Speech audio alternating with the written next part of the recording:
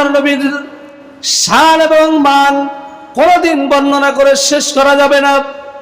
বিশ্ব নবী, ইতিম নবী, আল্লাহর নবী জনাব মুহাম্মদ রাসূলুল্লাহ সাল্লাল্লাহু আলাইহি সাল্লাম। ইতিম মানুষ, মাঠে সকল বাচ্চাদের পিতারা এসে সন্ধ্যার সময় তাদের সন্তানকে বুকে টেনে গালে মুখে চুমা খেত।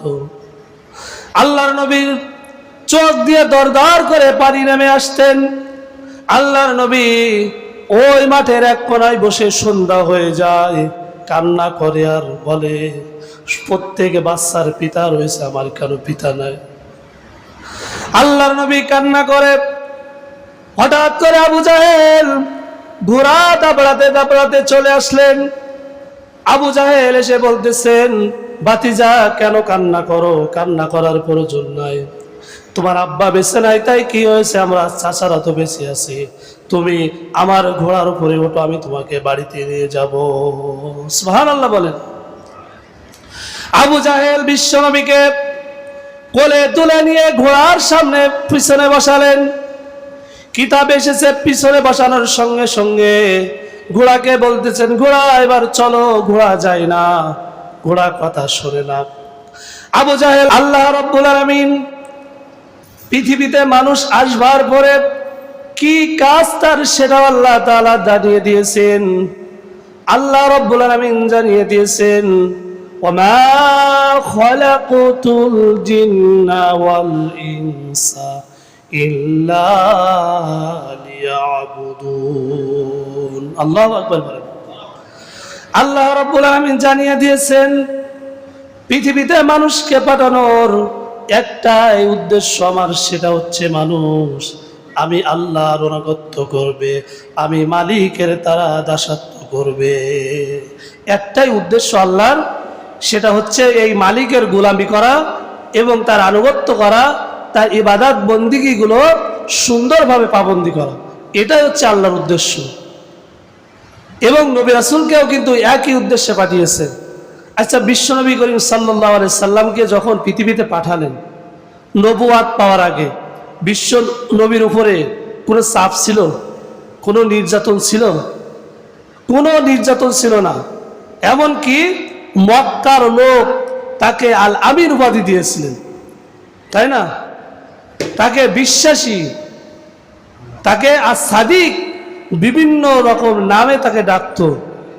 সত্যবাদী, তিনি আমানত রক্ষা করতেন। তিনি যখন রাস্তা দিয়ে হেঁটে যেতেন তখন ছোট্ট ছোট্ট বাচ্চারা পর্যন্ত এসে বিশ্বনবীজির যে জুব্বা ছিল, পাঞ্জাবি ছিল, এটা টানাটানি করতেন। আর এখন আমাদের হুজুরদের যদি পিছন দিক থেকে যদি কোনো বাচ্চা এসে পাঞ্জাবি টান দেয়, আমরা দেখবেন ধমক মেরে বলি, কি ব্যাপার, পাঞ্জাবি টান দিলে কেন? পাঞ্জাবিতে তো ধুলো লেগে যাবে, তোমার হাতে ধুলো। কিন্তু বিশ্বনবীর ব্যবহার আচরণ, বিশ্বনবীর চালচরণ কি ওরকম ছিল? আল্লাহর নবী যখন রাস্তা দিয়ে হেঁটে যেতেন, ছোট্ট ছোট্ট বাচ্চারা পর্যন্ত বিশ্ব নবীজির গায়ে এসে জড়াতেন। বিশ্ব নবী মুস্কি হেসে তাদেরকে কোলে তুলে নিয়ে তাদের গালে মুখে চুমা দিতেন। জোরে বলেন সুবহানাল্লাহ। গালে মুখে চুমা দিতেন বিশ্ব নবী। ছোট্ট ছোট্ট বাচ্চারা বিশ্ব নবীজির মুখের দিকে তাকিয়ে থাকতেন। আল্লাহর নবীর চেহারা মুবারক তারা দেখতেন। আল্লাহর নবীজির ঠোঁট দুটো ছিল গোলাপের পাপড়ির মতো, লাল গোলাপের পাপড়ি যেমন টকটকে লাল, আল্লাহর নবীজির ঠোঁট দুটো ছিল সেই রকম। শুধু তাই নয়, বিশ্ব নবীজি যখন মুস্কি হাসতেন, তার দাঁত যদি দেখা যেত, ওই দাঁত দিয়ে মুক্তার মতো আলোক ঝলকানি বেরোতো। জোরে বলেন সুবহানাল্লাহ। এত সুন্দর নবী, এত ভদ্র, এত নম্র নবী আল্লাহ তাআলা আমাদেরকে দান করেছিলেন। সুবহানাল্লাহ বলেন। একদিন এক বেদুইন আল্লাহর নবীর পিছন দিক থেকে এসে, আল্লাহর নবীজির গায়ে ছিল রেশমি চাদর, এই চাদর টান দিয়ে বিশ্ব নবীকে এমন ভাবে ধাক্কা মেরেছে,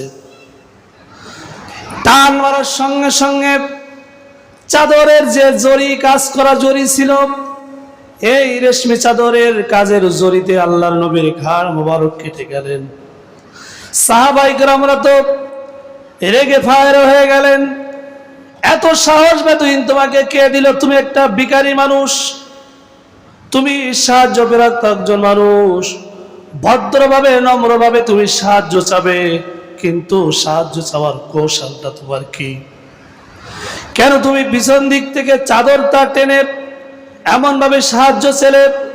বিশ্বনবী সাহাবা আজমাইনদেরকে বললেন, সাহাবা আজমাইন রাগ করো না, রাগ করো না, আমার ভাইয়ের হয়তো অনেক প্রয়োজন ছিল, অর্থের অনেক দরকার ছিল, খাবারের অনেক সংকট ছিল, এই কারণে আমাকে না ডেকে আমার চাদরটা দিয়ে টান দিয়েছেন। চিন্তা করো না, আমার ঘাড় কেটে গেছে, তাই কি হয়েছে?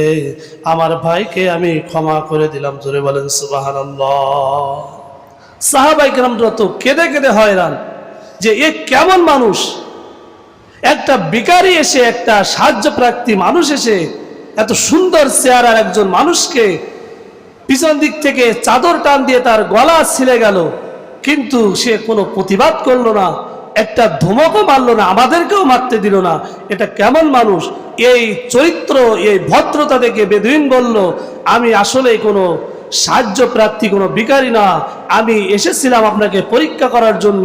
আসলে আপনি কেমন ভদ্রতা, কেমন ভদ্র নবী, কেমন নম্র নবী, কেমন আল্লাহ তাআলা আপনাকে আখলাক চরিত্র দিয়ে পাঠিয়েছেন সেটা পরীক্ষা করবার জন্য। আমার বুঝতে বাকি নাই, আপনি পৃথিবীর জমিনে সবচেয়ে শ্রেষ্ঠ মানব, আপনি আমাকে কালিমা পড়ে মুসলমান বানিয়ে দিন। জোরে বলেন সুবহানাল্লাহ। আপনার আমার নবী এমন নবী, আমি বড় হুজুর, আমাকে যদি একটা পাঞ্জাবি টান দেয়, আমি বলবো ভিখারি তুমি আমার পাঞ্জাবি টান দিলে কেন? আমি কিন্তু থাপ্পড় মেরে দেব।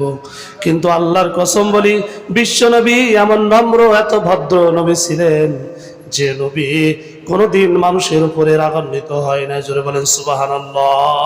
তার বিবিরা পর্যন্ত সার্টিফিকেট দিয়েছে তার চরিত্র সম্পর্কে। আল্লাহর নবী বলেছেন, হে বিবিরা, আমি ঘরের ভিতরে রাতের আধারে তোমাদের সাথে যে কাজ করেছি, যাই করেছি, তোমরা সকলের মাঝে বলে দাও, এতে আমার কোনো সমস্যা নেই। জোরে বলেন সুবহানাল্লাহ। 63 বছর জিন্দেগি, মাত্র 63 বছর জিন্দেগিতে তিনি দৃষ্টান্ত রেখে গেছেন।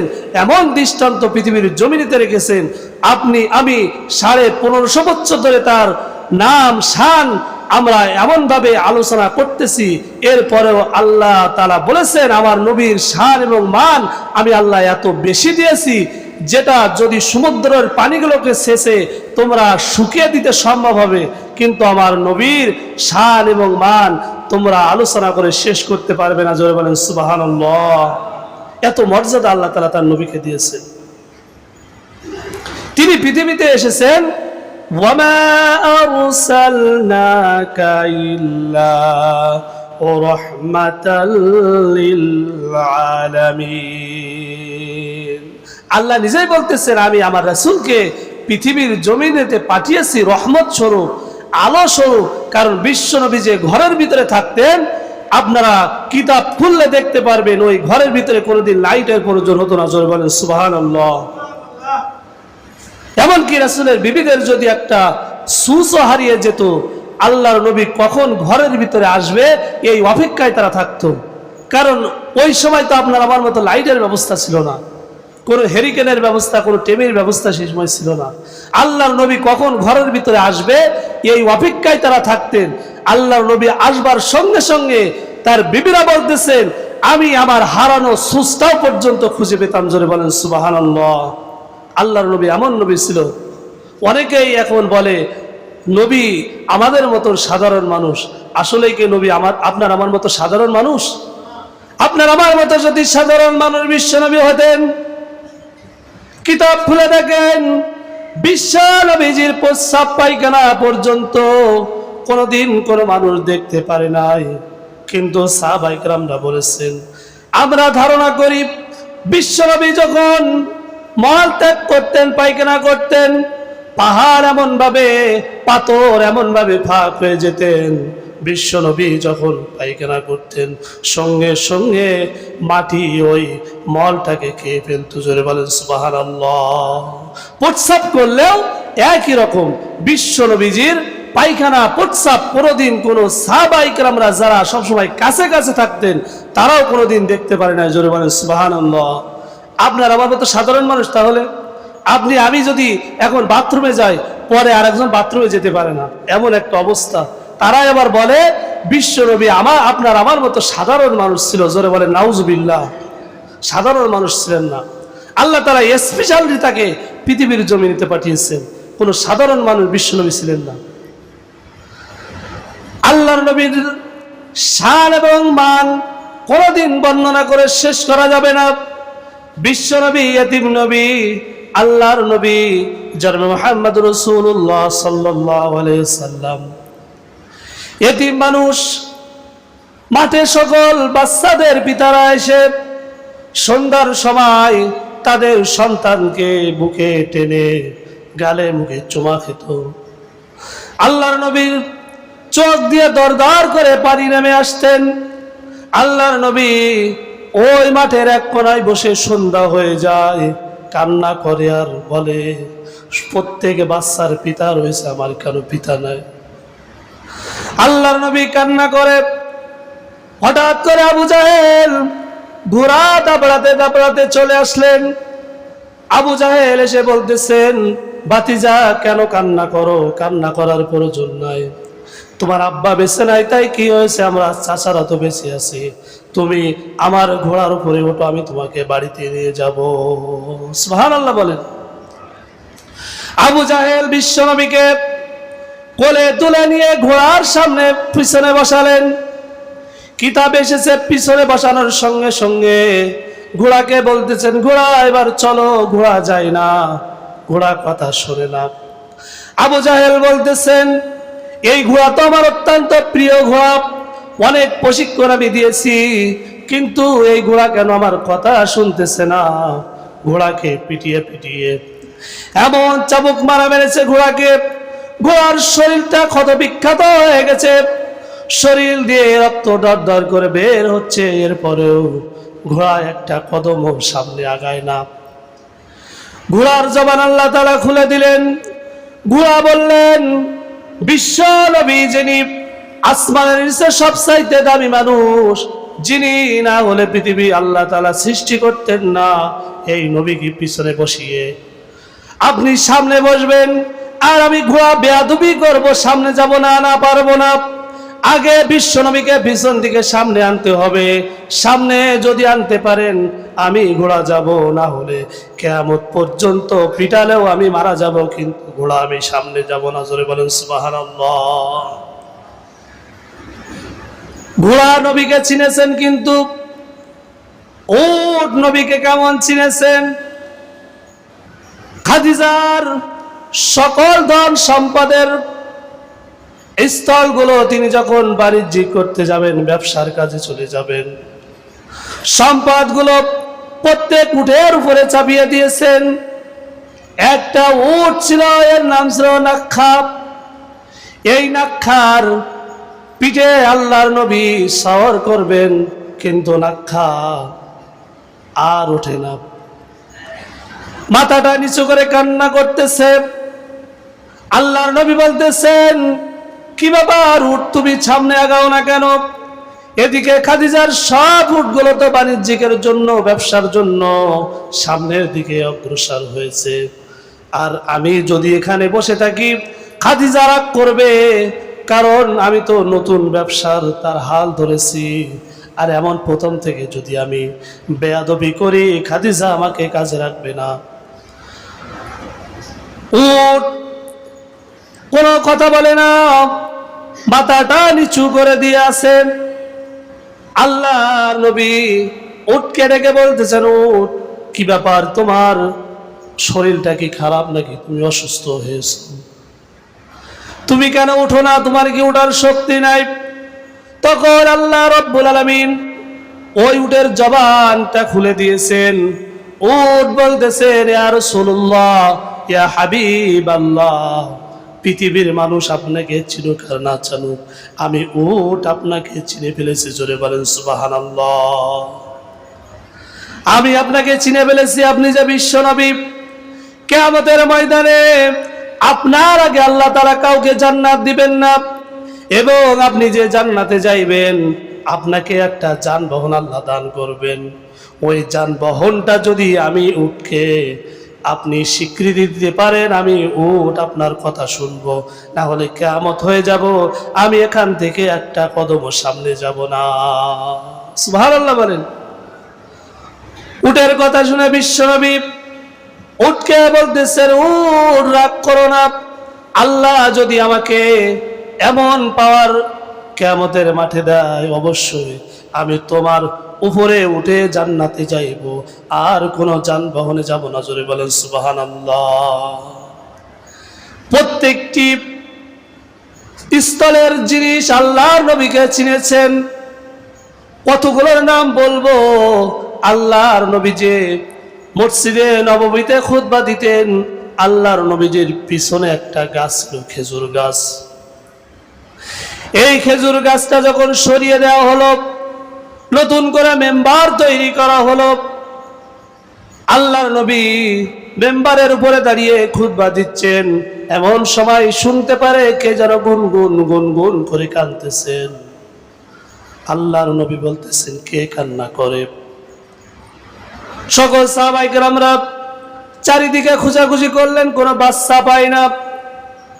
ছোট বাচ্চার মতো কান্না করতেছেন, কেউ বলতেছে উটের মতো, এমন ভাবে কান্না করতেছেন। বিশ্ব নবীজি জনাবে মুহাম্মদ রাসূলুল্লাহ সাল্লাল্লাহু আলাইহি সাল্লাম সকলকে বললেন, আপনারা একটু আশেপাশে খুঁজে দেখেন, কান্না তো থামে না, যত সময় বাড়তেছে কান্না থামতেছে না। আল্লাহর নবী খোঁজাখুঁজি করলেন, খোঁজাখুঁজি করে পাওয়া গেল পাশে যে খেজুর গাছটা ফেলাই দেওয়া হয়েছে, ওই খেজুর গাছ থেকে কান্নার আওয়াজ আসতেছে। আল্লাহর নবী এবার খেজুর গাছ খেজে বলতেছেন, খেজুর গাছ কি ব্যাপার, তুমি কান্না করো কেন? তোমার কি মনে কোনো কষ্ট, তুমি কি কোনো দুঃখ পেয়েছো নাকি? কেন এমন গুনগুন গুনগুন করে কান্না করো? এবার খেজুর গাছের জবান মেহেরবান রব্বুল আলামিন খুলে দিলেন। খেজুর গাছ বলা শুরু করলেন, ইয়া রাসূলুল্লাহ, ইয়া হাবিবাল্লাহ, আপনি আমার স্পর্শে থেকে প্রত্যেক জুমায় আপনি খুতবা দিতেন, আমি খেজুর গাছের অন্তরটা বড় শীতল হতো, অনেক শান্তি পেতাম, কিন্তু আজকে থেকে আপনি আর খেজুর গাছে আর হেলান দিবেন না, আপনার স্পর্শ আমি আর পাবো না, এই কারণে আমি কান্না করতেছি। আল্লাহর নবী বলতেছেন, ও খেজুর গাছ, কান্না করো না, কান্না করো না, তুমি কি চাও? তখন খেজুর গাছ বলতেছেন, আমি যেরকম দুনিয়ায় আপনার আশেপাশে ছিলাম, এমন ভাবে যদি জান্নাতের ভিতরে আপনি আমাকে রাখতে পারেন, তাহলে আমার কান্না থামবে, অথবা কিয়ামত পর্যন্ত কান্না করব, আমার কান্না থামবে না। জোরে বলেন সুবহানাল্লাহ। আল্লাহর নবী স্বীকৃতি দিলেন, অবশ্যই আল্লাহ তাআলা আমাকে যদি জান্নাতে যাওয়ার সুযোগ দেয়, অবশ্যই খেজুর গাছ তুমিও আমার সাথে একই জান্নাতে থাকবে, আমি তোমাকে কথা দিলাম। জোরে বলেন সুবহানাল্লাহ। কত ঘটনা বলবো। বিশ্ব নবীকে প্রত্যেকটি স্তরের জিনিস ভালোবেসেছে। পাহাড় আল্লাহর নবীজিকে ভালোবেসেছে। পাহাড়, উহুদ পাহাড় আল্লাহর নবীকে এত বেশি ভালোবাসতেন। উহুদ পাহাড় যখন আল্লাহর নবী যেতেন, উহুদ পাহাড়কে যখন একটু আপডা লেভেলে আল্লাহর নবী একটু দূরে যেতেন, উহুদ পাহাড় কান্না শুরু করে দিত। জিবরাইল আমিন এসে বলতেন, ইয়া রাসূলুল্লাহ, ইয়া হাবিবাল্লাহ, পাহাড়ের কান্নায় ফেরেশতারা থাকতে পারে না, আল্লাহর আরশে আজিম পর্যন্ত কেঁপে যায়, পাহাড় এত কান্না করে। আল্লাহর নবী বলে, কেন পাহাড় আমাকে দেখে এত কান্না করে? আমি কি গেলে পাহাড় অসন্তুষ্ট হয় নাকি? বলতেছে, না না, পাহাড় এই জন্য কান্না করে, উহুদ পাহাড় অত্যন্ত ভালো আপনাকে বাসে। আপনি যখন পাহাড়ের পাশ দিয়ে যান, পাহাড় আপনাকে দেখে তার অন্তরের প্রেম জ্বালাটা একটু নিবারণ করে। কিন্তু আপনি যখন তার আবডালে চলে যান, এবার পাহাড় আপনাকে না দেখতে পেরে পাহাড় কান্না করে। আল্লাহর নবী পাহাড়কে বললেন, পাহাড় চিন্তা করো না, চিন্তা করো না, আল্লাহ যদি আমাকে জান্নাতে উচ্চ মাকাম দান করেন, অবশ্যই পাহাড় তুমি আমার সাথে জান্নাতে থাকবে। জোরে বলেন সুবহানাল্লাহ। আর আমরা মানুষ বিশ্বনবীজির ভালোবাসা পেলাম না, বিশ্বনবীজির সন্নিকটে যাইতে পারলাম না। শুধু একটা সময় সন্নিকটে যেতে চাই, সেটা যখন আমাদের লাশটা কবরের ভিতরে রাখা হয়। কবরে যখন আমাদের লাশটা রাখা হয়, প্রত্যেকটা মুসলমানের কিন্তু একটাই কথা বলা হয়, বিসমিল্লাহ ওয়া আলা মিল্লাতি রাসূলিল্লাহ। সারা জীবন বিশ্বনবীজির দুশমনি করলাম, সারা জীবন রাসূলের সুন্নাত মানলাম না, সারা জীবন এক ওয়াক্ত নামাজও পড়লাম না। আমাকে সেদিন একজন ডেকে বলতেছে, হুজুর। আমি বললাম, কি বলতেছেন? একটা কথা শোনেন।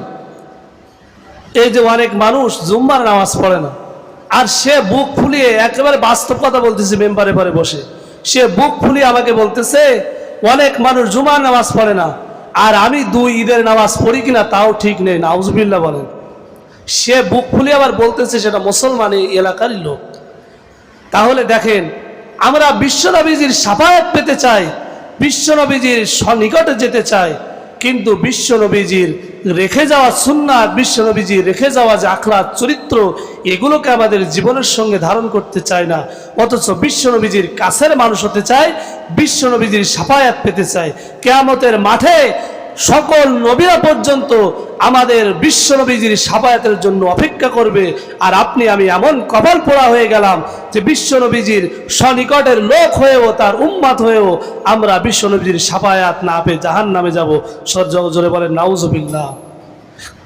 এই জন্য বিশ্বনবীকে শুধু এই যে রবিউল আউয়াল আমার আসলেই যে বিশ্বনবীকে ভালোবাসতে হবে সেটা নয়, আপনার জীবনের যত সময় পর্যন্ত নিঃশ্বাস থাকে, হায়াত আল্লাহ তাআলা রাখেন, পৃথিবীর সবচাইতে লা ইউমিনু আহাদুকুম হাত্তা আকুনা হাব্বা ইলাইহি মিন ওয়ালিদিহি ওয়া ওয়ালাদিহি ওয়ান নাসি আজমাইন। জীবনের চাইতে আপনার পৃথিবীর সবচাইতে সন্তানাদি যা কিছু আছে, বিশ্বনবীকে ভালো যদি না বাসতে পারেন, যতই মরণের পরে বিসমিল্লাহ ওয়া আলা মিল্লাতি রাসূলিল্লাহ বলেন, ওটা কোনো লাভ হবে না। আল্লাহ তাআলা আমাদের সকলকে বিশ্বনবীকে প্রকৃতপক্ষে ভালোবাসার তৌফিক দান করুক।